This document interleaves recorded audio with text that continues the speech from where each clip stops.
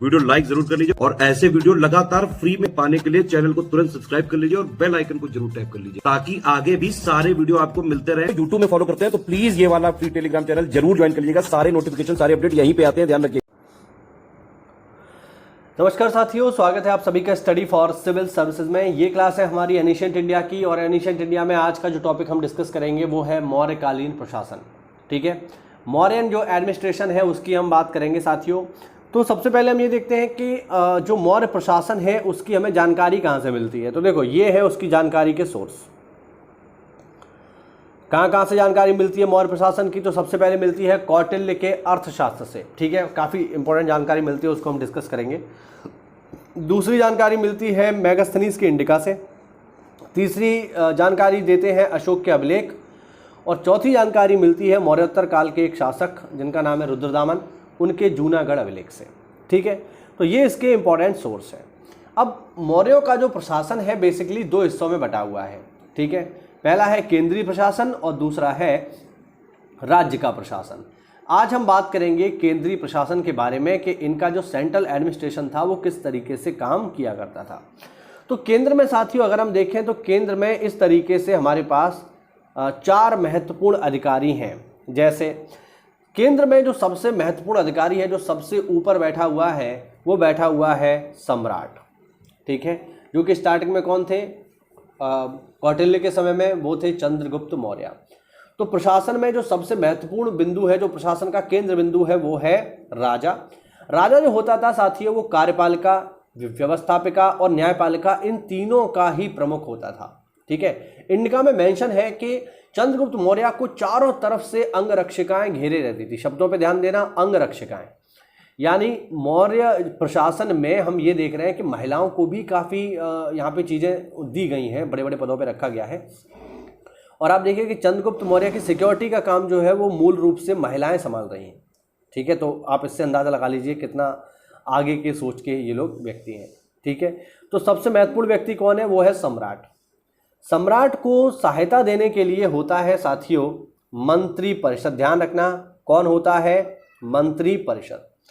मंत्री परिषद में क्या होते हैं? मंत्री परिषद में मंत्री होते हैं जिन्हें अर्थशास्त्र में तीर्थों का नाम दिया गया है।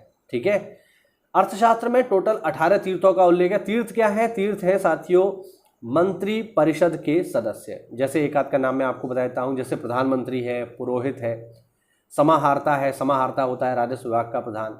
ठीक है, सेनापति है, युद्ध का प्रधान है, युवराज है, राजा का उत्तराधिकारी है, नायक है, ठीक है, कर्मांतिक है, सन्निधाता है। इस तरीके से टोटल आठविक है। ये सारे के सारे टोटल 18 इसमें तीर्थों के नाम हैं और ये तीर्थ सारे के सारे मिलकर के क्या बनाते हैं? मंत्री परिषद बनाते हैं। अब इस मंत्री परिषद में भी साथियों कुछ बहुत ही महत्वपूर्ण प्रकार के मंत्री होते हैं। ध्यान से समझना, मंत्री परिषद में भी क्या है? बहुत ही महत्वपूर्ण प्रकार के मंत्री होते हैं। इन मंत्रियों के समूह को कहा जाता था साथियों मंत्रिण।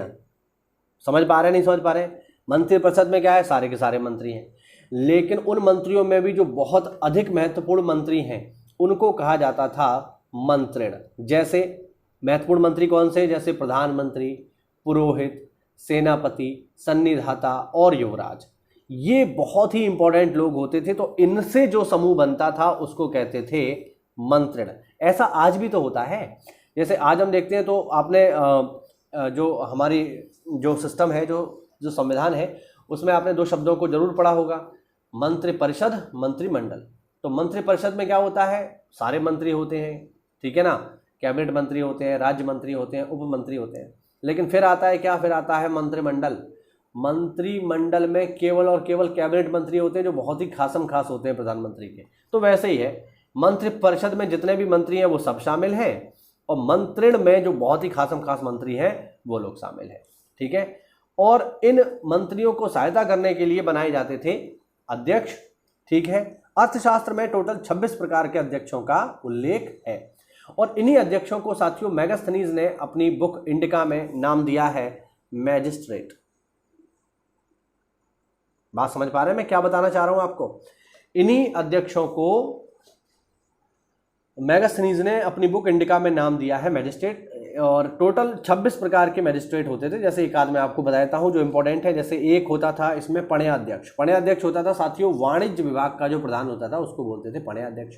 एक होता था सुराध्यक्ष जो आबाकारी विभाग शराब से संबंधित होता था, ठीक है। एक होता था सीताध्यक्ष, सीताध्यक्ष होता था राजकीय कृषि भूमि का प्रधान। एक होता था पौतवा अध्यक्ष, पौतवा अध्यक्ष क्या होता था, माप तौल का जो है सबसे बड़ा अधिकारी होता था। इस तरीके से टोटल आपके 26 प्रकार के अध्यक्ष होते थे और 18 प्रकार के मंत्री होते थे। बात समझ रहे हैं? इस तरीके से ये जो है बटा हुआ था केंद्र में, ठीक है। केंद्र से हम नीचे आएंगे तो फिर राज्य में हमें मिलते थे 2 प्रकार के अधिकारी, ठीक है।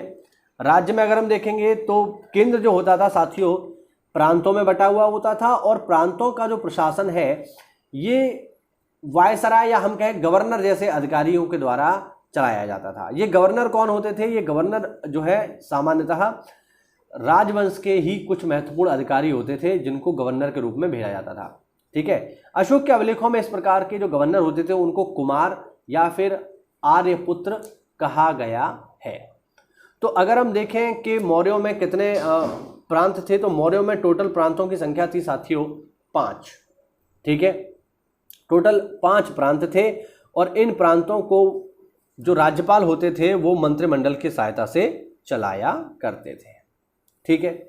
अगर हम प्रांतों से भी नीचे जाएंगे साथियों तो फिर हमें और नीचे देखने को मिलेंगे क्या, जैसे सबसे ऊपर हो गया केंद्र, केंद्र के नीचे हो गए प्रांत, प्रांत के भी नीचे आप जाओगे तो मिलेंगे आपको मंडल, मंडल के नीचे मिलेगा जिला, आहार, उसके नीचे स्थानीय, फिर 2 द्रोणमुख, फिर मिलेंगे खरवाटेक, फिर मिलेंगे संग्रहण और फिर मिलेगा ग्राम, ठीक है।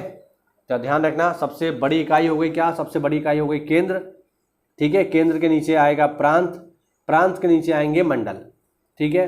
मंडल के नीचे आएगा आहार, आहार के नीचे आएगा स्थानीय, स्थानीय क्या है मैं आपको बताता हूँ, ठीक है। जिला तक तो आपको समझ में आ ही रहा होगा जिला क्या है। स्थानीय क्या है? स्थानीय होता था साथियों 800 गांव का समूह, 800 गांव का समूह होता था स्थानीय।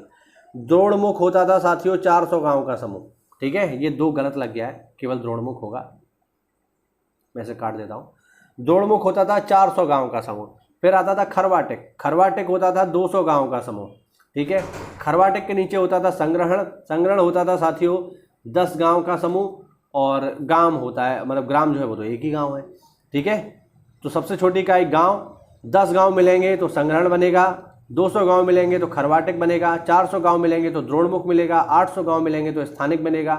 800 गांव को मिलाकर के बनता था आपका जिला और बहुत सारे जिले मिलकर बनता था मंडल और मंडल मिलकर बनता था प्रांत और प्रांत के बाद बनता था केंद्र। इस तरीके से चलता था इनका प्रशासन। समझ में आ रहा है आपको? नहीं आ रहा है? मैं बहुत आसान भाषा में समझाने का प्रयास कर रहा हूं आपको। चलिए और देखते हैं जरा। फिर नंबर आता है अमात्य या सचिव का। ये क्या है? इन्हीं को यूनानी लेखकों ने सभासद व निर्धारक कहा है। जो अमात्य उपदा परीक्षण की परीक्षा पास करता था वही मंत्री बनता था। यानी आप ये देखिए कि मौर्य लोग मंत्री बनाने के लिए प्रॉपर एग्जाम ले रहे हैं।